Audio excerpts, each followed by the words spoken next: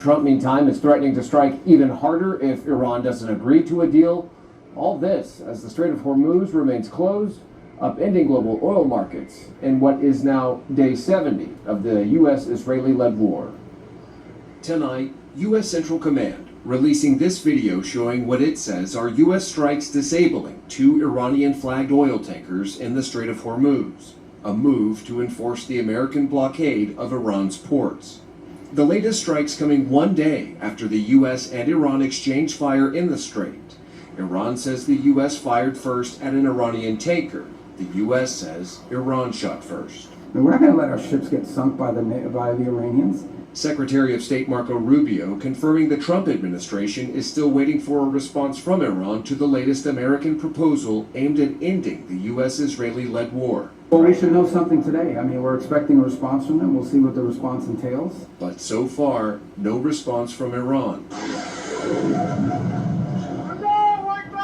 Despite the latest exchange of fire, both the Trump administration and Iran say the month-long ceasefire is holding. The current Trump administration proposal includes a 12 to 15-year moratorium on Iranian enrichment.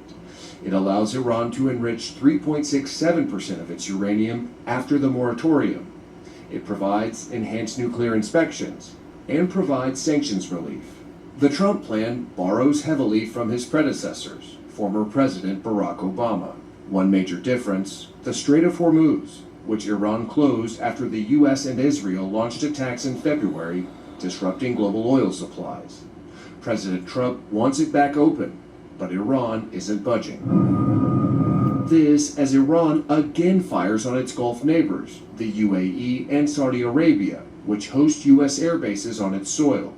So far, neither country has launched retaliatory strikes on Iran, but have restricted the U.S. from using its bases to avoid being drawn into a wider war. The Saudi Arabian government has denied the U.S. the ability to use our air bases in Saudi Arabia to be able to defend the strait. That is a huge shortfall for the United States.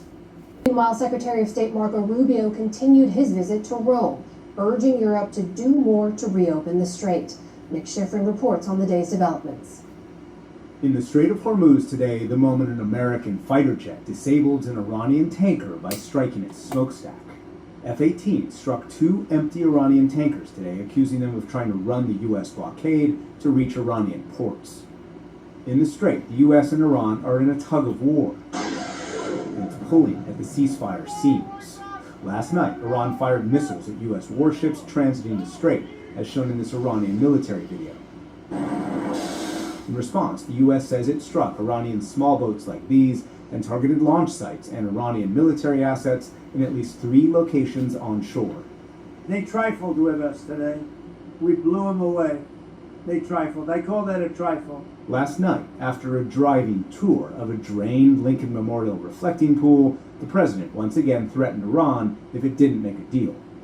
If there's no ceasefire, you're not going to have to know. You're just going to have to look at one big glow coming out of Iran. And they better sign their agreement fast. But today, Iranian Foreign Minister Abbas Araghchi said threats like those make a deal less likely. He wrote, "Every time a diplomatic solution is on the table, the U.S. opts for a reckless military adventure. Iranians never bow to pressure, and diplomacy is always the victim."